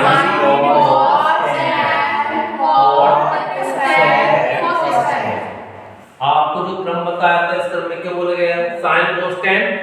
ये t खत्म हो रहा है तो पीछे शुरू हो रहा है तो ये t लास्ट में किसमें आएगा, cot। ये काय पे खत्म हो रहा है s पे, s से शुरू किया काय पे आ गया sec और ये साइन का cosec बचे हुए। ऊपर नीचे लिख रहे हैं तो हमारे अपोजिट है। साइन मतलब क्या हो जाएगा 1/cosec या cosec का मान देखें तो 1/sin, cos का मान 1/sec, sec का मान 1/cosec, cot का मान 1/tan, tan का मान 1/cot। यदि tan की हम बात करें तो tan थीटा का एक और मान होता है sin थीटा cos। ये हमारा अगला मान। यदि cot होता है इसकी जगह तो cot क्या होता है, tan का उल्टा। तो cot का मान क्या हो जाता है हमारा cos थीटा। ये हमारा अगला मान आता भाई। अब हम इन मानों तक पहुंच गए अपने। ये हमने यहाँ तक कल किया कि sin का मान ये हो गया, cos का मान हमारा ये वाला हिस्सा पहुंचा। अगली स्थिति आती है कि हमें यहाँ पे इतने में से एक वस्तुनिष्ठ मिल जाएगा, इतने में से मिल जाएगी एक वस्तुनिष्ठ। भैया आपको sin cos tan के मान बता दो। दूसरे वस्तुनिष्ठ की हम बात करें तो इसी हिस्से में हमारी अगली स्थिति आती है, ये ऐसे ही रखा रहते हैं हमने, ये sin cos tan के मान थे। सर्वसम्यताएं हमारे पास 3 सर्वसम्यताएं बनती हैं, sin square theta plus cos square theta बराबर है। Sir sin square theta plus cos square theta बराबर है। सार्वसम्य दोनों स्क्वायर वाले एक और होंगे तो दूसरी ओर क्या होगा, एक। और यदि एक अकेला स्क्वायर एक तरफ है तो दूसरी ओर स्क्वायर वाला होगा। परीक्षा पर पेपर बनाने वाले इतना कठिन नहीं करते कि यहाँ पे कुछ और मान करें। अब तीसरी स्थिति कि सर वो तो साइन के बराबर में cos ही आएगा कि tan आएगा, sec आएगा, क्या आएगा। साइन में क्या आता है, लंब बटे कर्ण। cos में क्या आता है, आधार बटे कर्ण। इनका जो भी हर का मान होगा, बटे वाला मान होगा, वो एक जैसा होगा। यहाँ पर क्या है, बटे में कर्ण, साइन के में, cos के में क्या आ गया, कर्ण। दूसरा नियम क्या था, वर्ग वाले दोनों एक साथ होंगे और दूसरी ओर क्या होगा, एक। और यदि दोनों अलग अलग हैं, एक साइड अकेला है तो दूसरी ओर क्या होगा, वर्ग का चिन्ह एक के साथ जोड़ेंगे या घटाएंगे। यदि हम यहाँ पर देखें tan स्क्वायर थीटा धन a बराबर sec स्क्वायर थीटा। अब यहाँ पर देखें तो tan का मान क्या होता है, लंब बटे आधा, sec का मान कर्ण बटे आधा। क्लियर है? मतलब बटे में आधा लिया है, एक और स्क्वायर वाला तो दूसरी ओर एक के साथ संख्या होगी, और यदि मैं इसको यहाँ पर लेके चला जाऊं तो दूसरी ओर क्या हो जाएगा? एक मान। Sec square theta tan square theta बराबर ये दोनों आ गए स्क्वायर, तो दूसरी ओर क्या हो गया हमारा? एक। तो ये हमारा दूसरा तरीका याद करने का कि यहाँ से हमारा एक प्रश्न पेपर में पूछा जाए। अब आखिरी यहाँ पर हमारा प्रश्न आता है वो त्रिकोणमिति की सारणी। त्रिकोणमिति की हम सारणी की बात करें तो त्रिकोणमिति की सारणी हमारी सबसे पहले 0, 30, 45, 60 और 90 ये हमारे को। यदि हम साइन की बात करें तो साइन में सबसे अच्छा तरीका है कि भैया गिनती लिख दी, कहां से? पूरे टेबल बनाना सीख जाए, और यदि टेबल नहीं आ रही है तो फिर 0 1 2 3 4 0 1 2 3 4। अब क्या किया? सबका अंडर रूट ले लिया, और ये 0 ये 1 ये हमारा रूट 2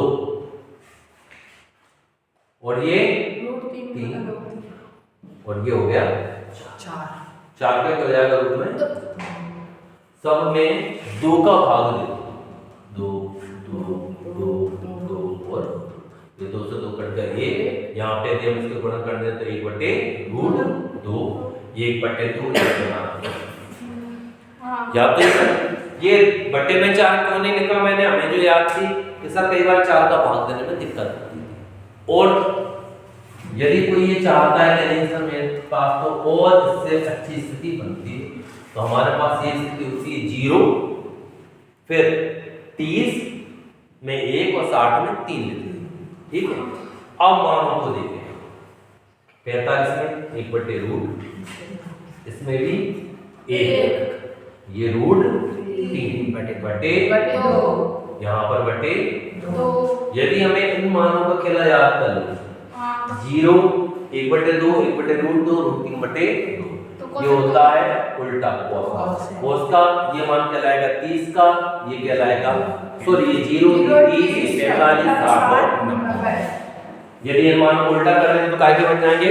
कोसेक के, और यदि यहाँ से काउंट करेंगे उल्टा कर देंगे तो काय के बनेंगे? सेक के। किसके बनेंगे? कोस के हैं तो सेक के, यहाँ से करेंगे साइन के हैं तो कोसेक के। अपोजिट 0 का भाग देना है तो ये क्या हो जाएगा? 1/0, ये 2/1, ये √2, ये 2/√3 और ये 0 एक संख्या में किसी के लिए भाग दे तो आता है अपरिभाषित। ये मान लीजिए हमारा कोसेक, और कोसेक को यदि पलट दें तो बन जाता है हमारा यहाँ पर सेक, क्योंकि कोस को पलटने पे क्या होता है? सेक। अगला मान आता है हमारा आपके tan का, तो tan के मान की स्थिति हमारी ये है कि हमें 0 1/√3 1√3 और अपरिभाषित ये हमारा मान। तो यहाँ से हम इनके मानों को निकाल सकते हैं। बाकी आपकी स्थिति 3 लाइनों में हम याद कर लें तो हमारे पास 18 मान हो रहा है। यदि ये 18 मान तुमने याद कर लिए तो आपके कम से कम 4 नंबर तैयार है, क्योंकि एक हमें सवाल मिलेगा मानों का कि sin 30 cos 40 सॉरी sin 30 और cot 45 का मान ज्ञात कीजिए। तो यदि हम इन मानों को हल कर लेते हैं या याद कर लेते हैं तो वस्तुनिष्ठ मिलेगा और हमें सवाल मिलेगा। 9 पार्ट में मिल जाएगा सर, 9 पार्ट में हमें इसका फायदा मिल जाएगा। 9 पार्ट में भी इसके चलो ज्यादा मेहनत नहीं कर रहे इस पार्ट पर, क्योंकि कठिन पार्ट है, पर ये इतना यदि आप करते हो तो स्थिति बनती है। दूसरा, यदि आपको एक नंबर और चाहिए इस पार्ट में, कोई सा भी सवाल आए जिसमें साइन का मान दिया जाए या साइन ये दे दिया a बराबर 3/4, साइन a है तो इस त्रिभुज में जो यहाँ पे कोण है उसको मान देना a, ठीक है। और बाकी का जो भी तुम्हें नाम देना हो ABC लिख देना। इसके सामने की भुजा क्या आएगी? लंब। समकोण के सामने कितना है? ये भुजा। साइन का मान क्या पढ़ा था हमने? लंब बटे कर्ण। तो लंब हमारा कितना हो गया? 3। कर्ण कितना हो गया? पाइथागोरस प्रमेय के आना 1 नंबर पक्का। बाकी यदि आप सवाल हल कर सकते हो तो अच्छी बात है। कोण के सामने की भुजा लंब, समकोण के सामने की कर्ण, बची हुई भुजा। अगला पाठ हम चले 9वें पाठ पर। तो नवे पार्ट में त्रिकोणमितीय अनुप्रयोग। अनुप्रयोग। चलो अनुप्रयोग के पहले त्रिकोणमिति के दो वस्तुनिष्ठ रह गए हमारे। पहला वस्तुनिष्ठ रह गया हमारा कि इसका उपयोग कहाँ कर सकते हैं? उनकी में खगोल चापने का परिवहन में, पहाड़ों और समुद्रों का परिवहन, पहाड़ों की ऊंचाइयां ज्ञात करने में, पुल बनाने में, इस तरह इंजीनियरिंग का उपयोग दिया गया। अगली स्थिति हमारे यहाँ पे आती है कि इसमें एक शब्द आता है ज्या। ज्या को हम बोलते हैं साइन। किसने दिया था साइन शब्द? आर्यभट्ट ने सबसे पहले खोज करी थी साइन की, उसको ज्या। यदि कोस ज्या बोल दिया जाए तो बन गया कोस, और स्पर्श ज्या बोल दिया तो बन गया टैन। ये ध्यान रखना, ये वाला प्रश्न हमारी किताब में दिया गया है। तो यदि कहीं पूछने वाले ने पूछ लिया तो सोचेंगे पता नहीं ये क्या है। ये हमारी तैयारी है। चैप्टर 9 में हम देखें तो चैप्टर 9 के अंतर्गत हमारी स्थिति आती है, सबसे पहले आता है हमारा दृष्टि। दृष्टि रेखा की परिभाषा हमारी होती है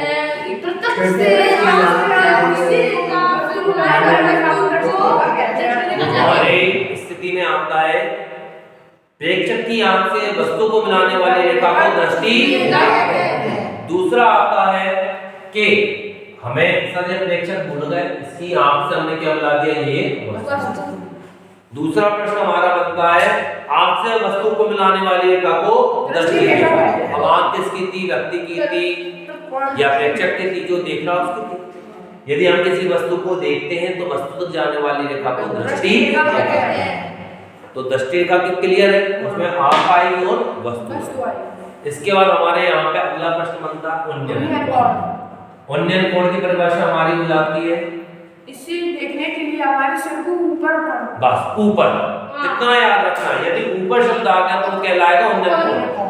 गणित में सही परिभाषा है जब क्षैतिज रेखा और दृष्टि रेखा से, जब दृष्टि रेखा क्षैतिज रेखा के ऊपर हो, ये हमारी क्षैतिज और ये हो गई दृष्टि।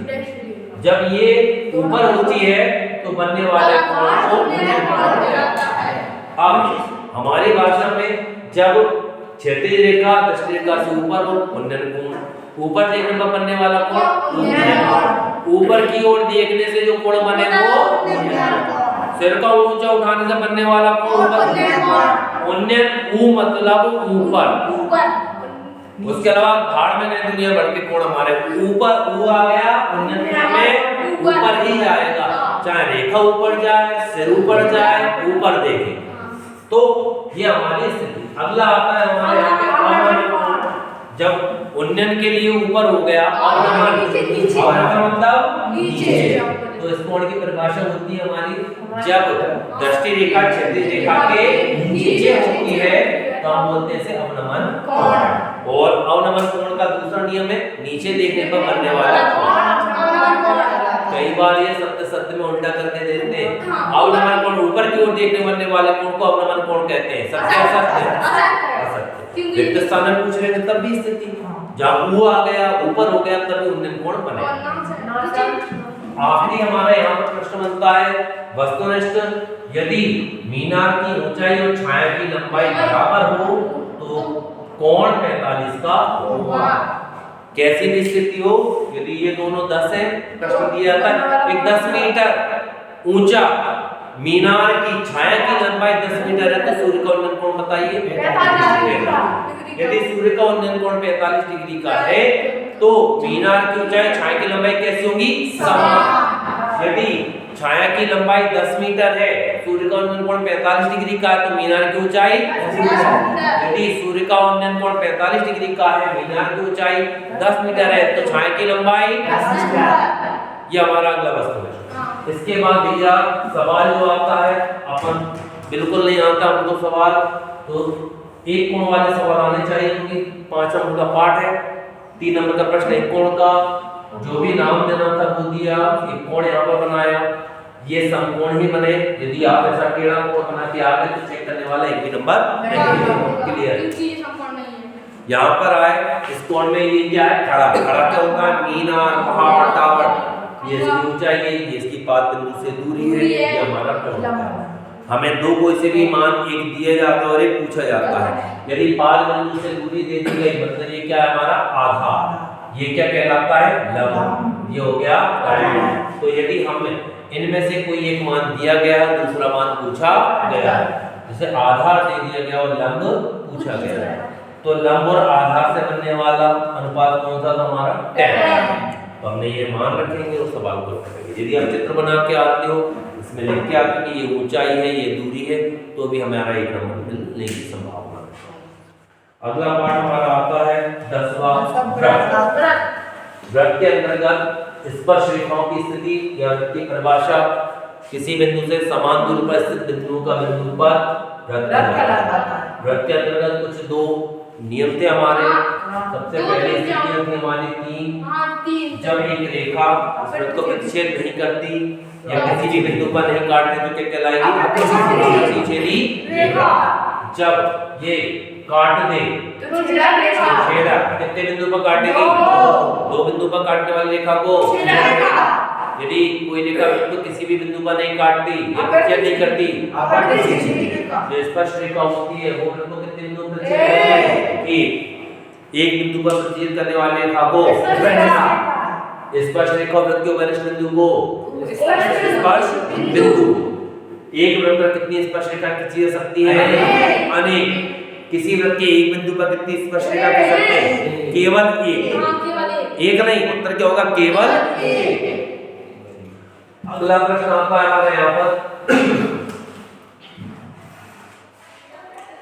जो हमारे सवाल दिए गए उनके अंतर्गत पहली लाइन स्पर्श रेखा त्रिज्या पर लंब होती है या त्रिज्या स्पर्श रेखा पर लंब, ये रामबाण है, याद कर लेना। कैसा भी सवाल आए ये लाइन लिखकर ही आना।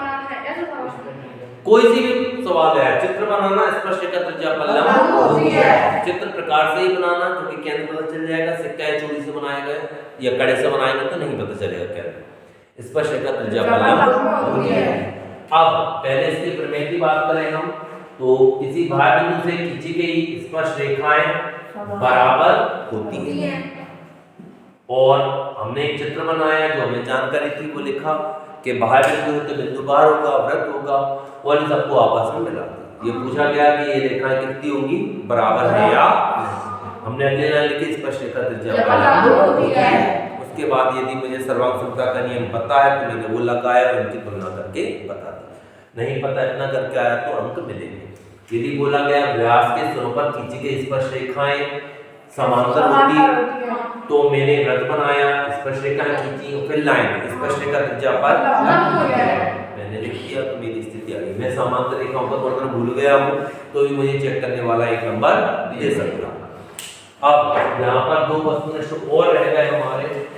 किसी बाह्य बिंदु से किसी वृत्त पर कितनी स्पर्श रेखा खींची सकती है, दो। किसी एक बाह्य बिंदु से कितनी स्पर्श रेखा खींची जाती है, सिर्फ दो।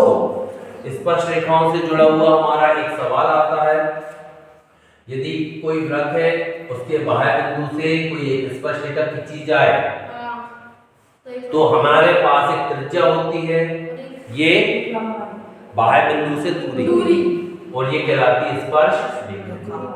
त्रिज्या ये बाह्य बिंदु की। यदि यहाँ पर देखें तो ये बनेगा समकोण। इस सवाल में भी ये लिखना है कि स्पर्श रेखा त्रिज्या पर लंब होती है। ये समकोण हो गया तो समकोण के सामने की जगह क्या हो गई, पाइथागोरस प्रमेय लगाएंगे और अपना उत्तर प्राप्त कर सकते हो। लाइन लिखना है लंब त्रिज्या, ये जो भी आप इसे लंब मान लो ऐसे मान लो, ठीक है, आपकी मर्जी है। हम उसका नामकरण में गलती बिल्कुल मत करना। यदि उन्होंने ओ केंद्र का वृत्त दे दिया तो वो केंद्र का रहेगा, बाह्य बिंदु P दे दिया है तो P ही रहेगा, आप इसे A नहीं कर सकते। प्रमेय यदि आती है तो प्रमेय के अंतर्गत हमें उस सवाल का नामकरण अपनी मर्जी से हम कर सकते हैं। चैप्टर 10 में इतना ही है हमारा। वस्तुनिष्ठों की बात करें तो हमारे सारे वस्तुनिष्ठ हो जाएंगे।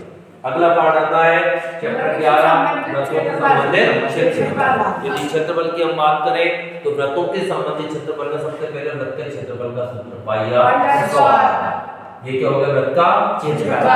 परिधि की यदि बात करें तो पाई।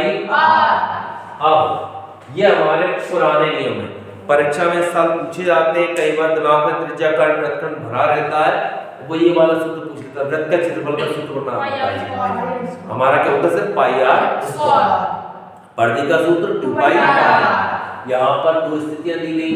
पहली स्थिति हमारी त्रिज्या खंड। त्रिज्या खंड की परिभाषा होती है दो त्रिज्याओं और संगत हमारा दिया गया क्षेत्र त्रिज्या। और त्रिज्या खंड के अंतर्गत यदि हम देखें तो त्रिज्या खंड के दो हिस्से बनते हैं हमारे, एक छोटा एक बड़ा। तो ये कहलाता है, ये हमारा छोटा है तो लघु, बड़ा है तो दीर्घ। बड़ा किसे कहते हैं, वह जिसके कोण का मान 180 से अधिक होता है उसे हम बोलते हैं दीर्घवृत्त, दीर्घ त्रिज्या खंड। और जिसके कोण का मान 180 से कम होता है उसे बोलते हैं लघु वृत्त, लघु त्रिज्या खंड। तो त्रिज्या खंड की परिभाषा दो त्रिज्या और चाप। वृत्त खंड की परिभाषा में जीवा और संगत, जीवा और संगत घेरा क्षेत्र, ये हो गया वृत्त खंड। अब इस हिस्से के बाद हमारा आता है वृत्त खंड में कई बार जो जीवा घेरे, तो जीवा के बारे में कुछ नियम होते हैं। वृत्त की जीवा की परिभाषा होती है परिधि के दो बिंदुओं को मिलाने वाले खंड को हम बोलते हैं जीवा। वह जीवा जो केंद्र से होकर जाती है वृत्त का व्यास कहलाती है। वृत्त का जो व्यास होता है वह वृत्त की सबसे बड़ी जीवा कहलाती है। सबसे बड़ी जीवा को क्या कहते हैं, व्यास। व्यास का आधा क्या होता है, त्रिज्या। जो यदि व्यास में हम 2 का भाग दें तो हमें क्या प्राप्त हो जाएगी, त्रिज्या। और यदि त्रिज्या में हम 2 का गुणा कर दें तो हमें प्राप्त हो जाता है व्यास। ठीक है। अब इस पार्ट में हमें इतना आता है, और यदि इतना आता है तो बहुत कुछ आता है, क्योंकि इस पार्ट के मात्र 2 सूत्र हमारे पास है, उनसे ही हमारे सवाल होगा। सबसे पहला आता है त्रिज्या खंड का क्षेत्रफल। त्रिज्या खंड के क्षेत्रफल का सूत्र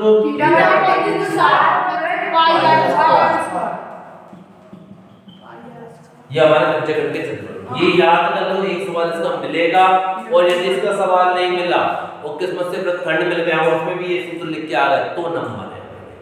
क्यों? क्योंकि बिना इसके हम कोई भी ज्ञात नहीं कर सकते। तो ये हमारा सवाल मिलना है हमें, और हमें तैयार करना ही है। त्रिज्या खंड का क्षेत्रफल। दूसरा आता है चाप की लंबाई। चाप की लंबाई के लिए हम बात करें तो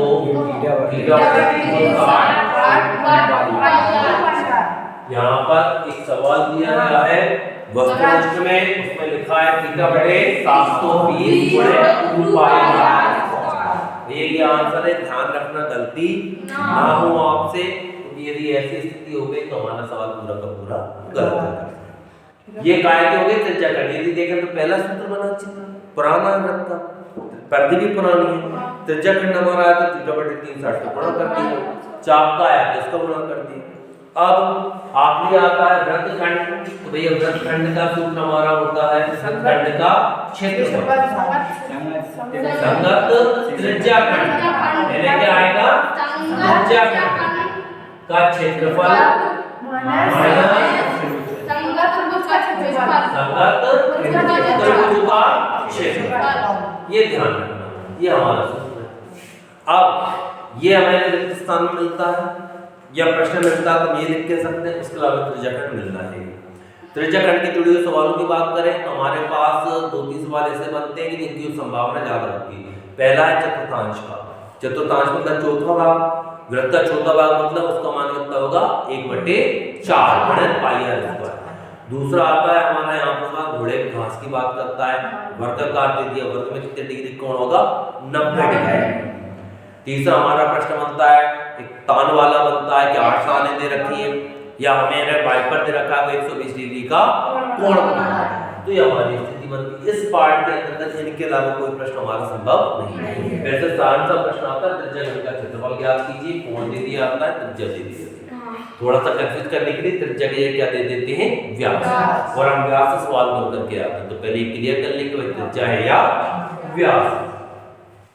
अगला जो पार्ट है हमारा सबसे ज्यादा बेकार, सबसे ज्यादा कठिन अभी तक के रिपोर्ट के अनुसार, इससे ज्यादा कठिन कोई भी पार्ट हमने नहीं पढ़ा है।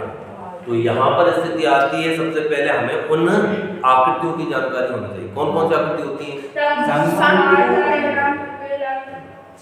और कौन कौन सी? शायद शंकु,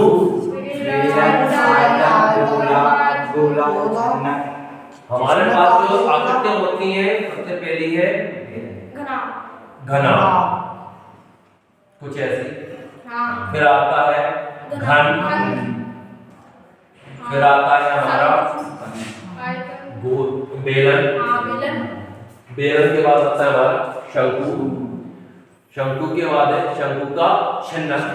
ये हमारे कोर्स से हट चुका है पर वस्तुनिष्ठ में एक दो बार इसको देखा गया है इसलिए हम इसका बोल रहे हैं। तीसरा आता है हमारा गोला।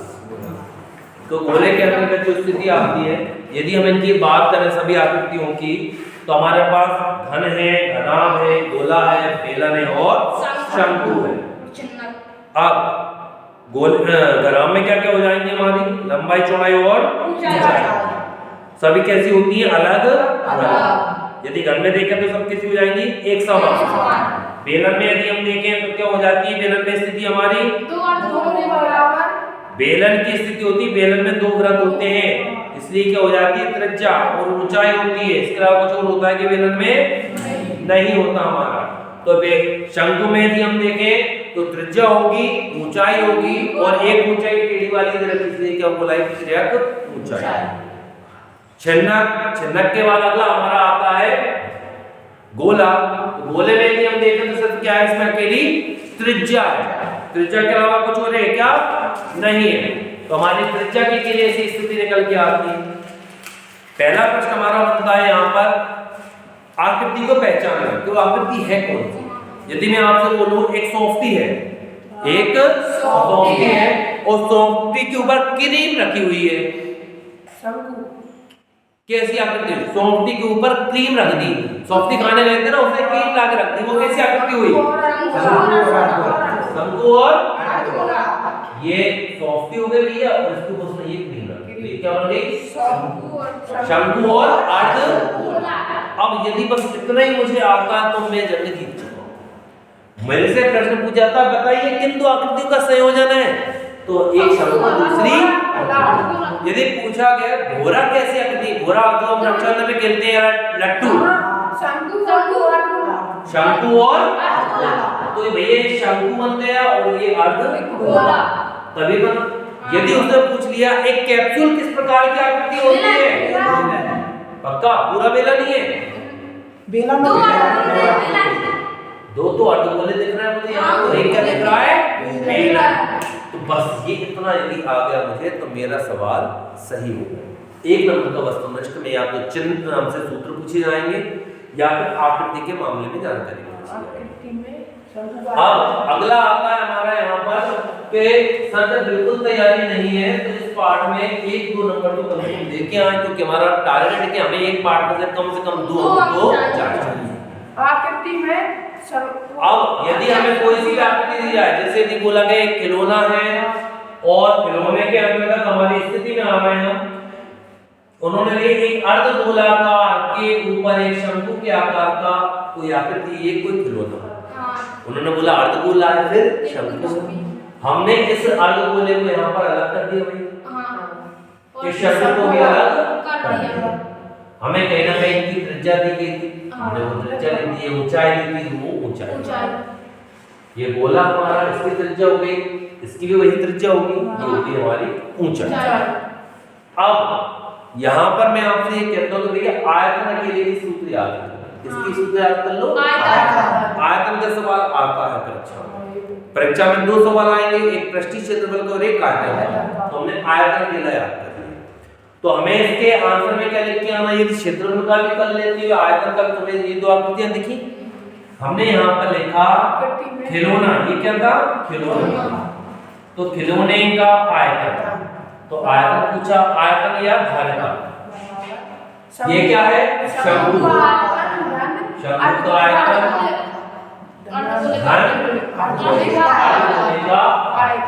भैया ये इतना लिख के आ गए तो एक नंबर आपको मिल चुका है। ये आकृति बनाई, आकृति को अलग अलग किया। अब यदि बोलता है इसका पृष्ठीय क्षेत्रफल ज्ञात कीजिए तो यहाँ पे लिखते गोले का पृष्ठीय क्षेत्रफल और शंकु का आयतन क्यों आएगा?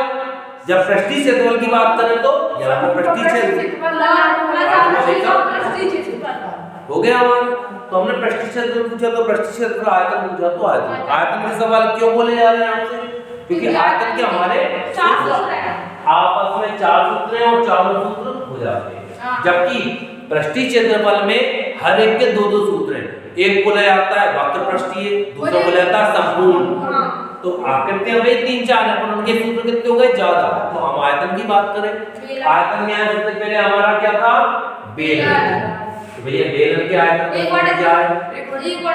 पाई आर। शुरुआत बेलन से करना है क्योंकि इसमें बटे में 3 नहीं आएगा। अब इसके अगली आकृति बनी हमारी शंकु, 1/3 पाई आर। अब अगली आकृति आई गोला। गोले में अब एच होती है क्या? नहीं। तो पाई तो ये रहा, बटे में 3 भी रहे, ये क्या हो गया? 4/3 पाई आर। और यदि अर्धगोला दे दिया गया तो 2/3 पाई आर। ये हमारे 4 सूत्र हैं और 4 में से कोई 2 सूत्रों से जुड़ा हुआ हमारा प्रश्न है। यदि हमने आकृति को अलग अलग कर दिया, लिखकर आ गए, हमें क्या ज्ञात करना था? तो 1 नंबर, यदि सूत्र लिख लिया तो 2 नंबर, सवाल कर किया तो 3 नंबर, और सवाल के आखिरी में यदि लिख के आ गए कि हमने क्या ज्ञात कर लिया? कुल बोला आयतन ज्ञात किया, तो हमारे पूरे के पूरे अंक हमें मिल जाते हैं। 4 अंक का सवाल इस तरह से हमारा डिवाइड। तो ऐसी स्थिति बिल्कुल भी ना हो। अगला पार्ट हमारा है सांख्यिकी। तो सांख्यिकी में आपकी स्थिति क्या आती है भाई? माध्यक और बहुलक। माध्यक और कुछ हाँ क्या? सबसे पहले सांख्यिकी में केंद्रीय प्रवृत्ति के मापक कौन कौन से होते हैं? केंद्रीय प्रवृत्ति के मापक बहुलक, माध्य और माध्यक। संचयी बारंबारता केंद्रीय प्रवृत्ति की मापक है या नहीं? संचयी बारंबारता केंद्रीय प्रवृत्ति की मापक है या नहीं? क्या है? अभी क्या बोला था? केंद्रीय प्रवृत्ति के मापक कौन कौन से थे? जब माध्य माध्यक बहुलक तो संचयी बारंबारता होगी क्या? नहीं, 3 ही है हमारे, माध्य माध्यक और ये क्या है? केंद्रीय प्रवृत्ति के मापक, माध्य माध्यक और बहुलक, ये हमारे केंद्रीय प्रवृत्ति के मापक। और इनके अलावा कुछ भी है क्या? नहीं। जब यहाँ पे अगला हमारा केंद्रीय प्रवृत्ति की मापक की परिभाषा जो होगी, अवर्गीकृत आंकड़ों में जो संख्यात्मक प्रतिनिधित्व करते हैं उन्हें हम क्या बोलते हैं? केंद्रीय प्रवृत्ति के मापक। अगला हमारे यहाँ पे प्रश्न बनता है संचयी बारंबारता वक्र को क्या कहते हैं? त्वरण। ये त्वरण के सवाल कोर्स से हट गए, पर त्वरण की नियम नहीं हटा है, इसलिए संचयी बारंबार वक्र को क्या कहेंगे? त्वरण। माध्य की यदि परिभाषा की बात करें तो माध्य क्या होता है? दिए गए आंकड़ों के योग को उनकी संख्या से भाग देने पर हमें माध्य प्राप्त होता है। इसको दर्शाते हैं x बार। माध्य एक प्रकार का औसत ही है। यदि हम माध्यक की परिभाषा की बात करें, दिए गए आंकड़ों को आरोही अवरोही में व्यवस्थित करने पर एक मध्य का मान माध्यक होता है। बहुलक की बात करें तो दिए गए आंकड़ों में जिनकी बारंबारता सर्वाधिक हो, जिसकी आवृत्ति सर्वाधिक हो, जिसकी बहुलकता सर्वाधिक हो, उसे हम बहुलक कहते हैं। यहाँ पर इन स्थितियों में हम माध्य और बहुलक के सवालों को देखते हैं। तो माध्य के यदि सूत्रों की हम बात करें, अच्छा एक प्रश्न पहले आता था, यदि किस्मत से आ जाए, माध्य के गुण बताइए। माध्य के गुण, माध्य पूछे, माध्यक पूछे, बहुलक पूछे, 2 गुण सबसे सरलता से ज्ञात किया जा सकता है। पहला गुण, ठीक है, सरलता से ज्ञात किया जा सकता है। ये केंद्रीय प्रवृत्ति का सबसे अच्छा मापक है। 2 किसी का भी बहुलक का माध्यक गुण पूछ ले, इसके गुण बताओ भैया, ये सरलता से ज्ञात किया सकता है, सबसे अच्छा केंद्रीय प्रवृत्ति का मापक है, कोई गलती नहीं करता। ऐसे गुण है, पहले आते थे, अब शायद बंद हो गए। अब माध्य की हम बात करें तो माध्य में हमारे सवाल बनते हैं माध्य। इसकी विधियां हैं हमारे पास 3। पहली है प्रत्यक्ष विधि, दूसरी कल्पित माध्य विधि, तीसरी है पद विचलन या पद विचलन विधि। यदि सूत्रों की हम बात करें प्रत्यक्ष विधि के, तो अपनी कल की क्लास में हमने सवाल को पूरा हल किया था, इसलिए सवाल को हल नहीं कर रहे हैं, सीधा सूत्र पे आ रहे हैं। सिग्मा fx बटे सिग्मा f, ये हमारा सूत्र है। यदि आप ये सूत्र किया तो भाई एक नंबर पक्का है। f हम जानते हैं ये आता है x क्या होता है, मध्य मान, मध्य बिंदु या वर्ग चिन्ह। ज्ञात करने का तरीका क्या था वर्ग चिन्ह का? वर्ग चिन्ह। अब मैंने प्रश्न पूछा वर्ग चिन्ह किसे कहते हैं? ऊपरी सीमा अन्य सीमा बटे में ये सूत्र यहाँ से ये निकलता है। इनका गुणा करते हैं, जो भी मान दिए जाते हैं जोड़कर लिखते हैं। कल्पित माध्य विधि की हम बात करें तो x बराबर a plus sigma f d बटे सिग्मा f और d बराबर होता है x माइनस a। ये हमारा d का मान हो गया। पद विचलन की बात करते हैं x बराबर a प्लस सिग्मा f बटे सिग्मा f बड़े यहाँ u बराबर होता है x माइनस a बटे h। ये हमारे सूत्र की 3 में से कोई एक सूत्र हमसे पूछ सकता है, 1 नंबर में सूत्र पूछ ले वो, या फिर कौन से सवाल का पूछता है। सवाल 4 नंबर में आएगा तो कहीं पर ऐसी स्थिति हो सकती है कि वो हमसे सीधा बोल दे प्रत्यक्ष विधि से हल करो, या फिर ये अकेला हो सकता है सामांतर माध्य ज्ञात कीजिए। सबसे सरल तरीका ये है, सबसे सरल सूत्र ये, इससे ही करते हैं x बराबर सिग्मा fx बटे सिग्मा f। जैसे ये लिखा तो 1 नंबर पक्का है। इनमें तो a d में कहीं गलती हो गई, यहाँ कोई गलती नहीं होगी। अगला हमारा जो बहुलक, हमने जो दूसरा सवाल हल किया वो क्या हल किया है? बहुलक। तो बहुलक के सवाल की स्थिति में आए हम, तो बहुलक का सूत्र हमारा क्या है भाई?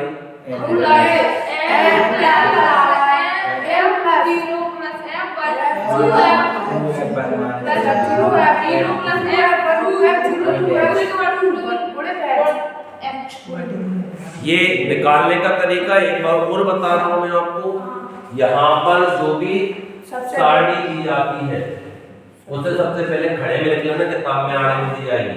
मान के चलो 0 से 5, 5 से 10, 10 से 15, 15 से 20, 20 से 25, लो 25 से 30। यहाँ पर मान 6, 3, 5, 8, 7 और 4। ठीक है। अब सबसे जिसकी आवृत्ति सबसे अधिक हो उसे हम क्या बोलते हैं? बहुलक। सबसे बड़ी संख्या कौन सी है? ये हो गया हमारा f, ऊपर वाला मान f, नीचे वाला l, ये वाला h बच रहा है सूत्र का 20 में से 15 का कितना बचा? 5। ये 2 नंबर के। ठीक है, भले सारणी में लिख देना कोई दिक्कत नहीं, हमें सारे मान पता चल गए। इन्हें सूत्र में लिखना, गुणा करके जाना। सूत्र कितना मान करना पड़ेगा? 3 नंबर 7 कम से कम 4 नंबर का सवाल है, कितने काटेगा? काट ले, हमने ये सही किया, ये सही किया, इतना सा सवाल है हमारा बहुलक का, हम आसानी से हल कर सकते हैं। तो ये सवाल आपको हल करके आना। यहाँ पर जो अगली स्थिति हमारी पहुंचती है, इस पार्ट में कुल 3 तरह के हमारे कैलिक प्रवृत्ति के मापक से माध्य, माध्य और बहुलक, जहां हम 3 में से हमने 2 को हल किया, एक समांतर माध्य को एक बहुलक। तो यदि हमारे पास प्रश्न बनेगा तो यहाँ से बनेगा। बहुलक को लेके एक प्रश्न उदाहरण दिया गया है, कुछ इस तरीके का है हमारा। यदि वो आ जाएगा तो हम किस मान को लिखेंगे? बहुलक कौन सा है निम्न में से? से 3 क्यों है 3? 1 बार, 2 बार और 3 बार, जबकि 2 कितनी बार आया? सिर्फ 4 कितनी बार आया? जो मान सबसे ज्यादा बार आया उसे बोलेंगे बहुलक। बहुलक के बाद हमारा अगला प्रश्न यहाँ पर बनता है, ये हमारा प्रश्न होगा बहुलक का। अब आखिरी पार्ट बनता प्रायिकता कौन सा पार्ट? चौथा। सबसे पहले प्रायिकता की परिभाषा। नहीं, प्रायिकता क्या है? जिसकी किसी घटना के घटित होने या न होने के संख्यात्मक मान को प्रायिकता कहते हैं। किसी घटना के घटित होने या न होने की संभावना के संख्यात्मक मान को प्रायिकता कहते हैं। प्रायिकता का मान सदैव 0 से 1 के मध्य होता है। यदि किसी घटना की प्रायिकता 0 है तो उसे हम बोलते हैं असंभव घटना, और यदि किसी घटना की प्रायिकता हमारी 1 है तो उसे बोलते हैं निश्चित घटना। क्या बोलते हैं? निश्चित घटना। प्रायिकता का मान कभी भी ऋणात्मक और 1 से अधिक नहीं होता। क्या हम सोचेंगे प्रायिकता का मान कुछ और हो जाए तो हमेशा क्या होगा? 0 से 1 के मध्य। यदि 0 है तो असंभव, 1 है तो निश्चित, यदि ऋण का है तो नहीं है, 2 3 4 कुछ भी हो गया तो भी नहीं। कहीं पूछा जाता है प्रायिकता का सबसे बड़े प्रायिकता का मान क्या होगा? 1 2 3 4 लिख देते हैं, हम सोचते हैं 4 सबसे बड़ा है तो 4 लिख दिया, क्या होगा? 1। अगला यहाँ पर प्रश्न बनता है हमारा समप्रायिक घटनाएं। समप्रायिक जिनके प्रायिकताओं के आने की संभावना समान होती है। जैसे सिक्के को उछाला तो हेड या टेल बराबर है, पासे को फेंका सब मान कैसे हो गए? समान। एक यदि थैले में 4 हरी 4 लाल 4 पीली गोलियां रखी है तो सभी के मान समान है, सबकी संभावना समान है, तो हम बोलते हैं समप्रायिक घटना। समप्रायिक घटना। अगला हमारा यहाँ पर प्रश्न बनता है समप्रायिकता के बाद। प्रायिकता के ये 2 नियम हो गए हमारे। प्रायिकता के बाद आते हैं हमारे 2 सूत्र हैं पूरी प्रायिकता। P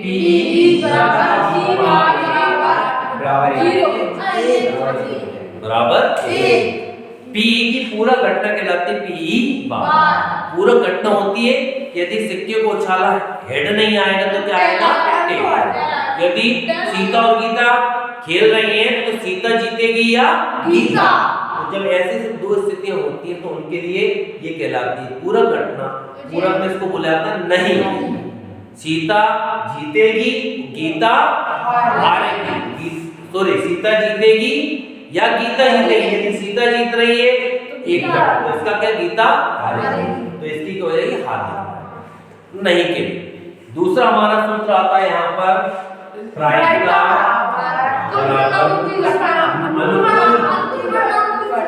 परिणामों की संख्या कुल परिणामों की संख्या। ये हमारे 2 सूत्र, इनके अलावा कोई सूत्र नहीं है। यहाँ पर हमें मान दिया जाएगा यदि किसी घटना के घटित होने की प्रायिकता इतनी है तो उसकी घटित ना होने की प्रायिकता बताइए। तो पहले ही बोला ये नहीं के लिए उपयोग की जाती है। मान रखो, पक्षांतर करो, मान ज्ञात करो। दूसरी स्थिति प्रायिकता का मान अनुकूल परिणामों की संख्या बटे कुल परिणामों की संख्या। पांसे को फेंका, 2 अंक आने की प्रायिकता, पांसे पे 2 कितनी बार है? सिर्फ 1 बार। तो ये 2 पांसे पे कुल अंक कितने होते हैं? 6। प्रायिकता क्योंकि 1 बटे 6। एक थैले में 2 लाल 3 सफेद और 4 पीली और 5 हरी। चल 5 क्या हो गई? हमारी गोलियां हैं, उनकी है कंचे। अब सफेद कंचे आने की प्रायिकता, सफेद कुल कितने हैं हमारे पास? सफेद कंचे कुल कितने हैं? कुल कंचे कितने? 2 3 5 5 4 9 9 3 बटे 14 कर सकते हैं। तो हमारे ये 2 सूत्र में, और अब यदि ये मान के चलो प्रायिकता में हम ये 2 भी भूल गए, 6 नंबर की हमारी प्रायिकता आती है परीक्षा में, ये भी भूल गए तो हर सवाल में ये दोनों सूत्र लिख के भी आओगे तो 2 सवाल में 2 अंक तो पक्के ही हैं। ठीक है, ये आप करके आओगे। यहाँ पर अपना आज पूरा गणित सोल्व होता है। एक बार छोटी बात, यदि आप इसकी तैयारी यदि घर पे नहीं पढ़ पा रहे तो इसे कम से कम एक बार देख लो। यदि इतना भी करते हो तो हम 25 नंबर को तैयार कर सकते हैं और आसानी से पास हो सकते हैं। बाकी आपकी इच्छा है। और किसी भी स्थिति बनती है तो अपने पास, इसके अलावा अपने जो भी कंडीशन होंगे उन पार्ट की जानकारी हमारे पास है, हम उनको देख के हल कर सकते हैं। ठीक है।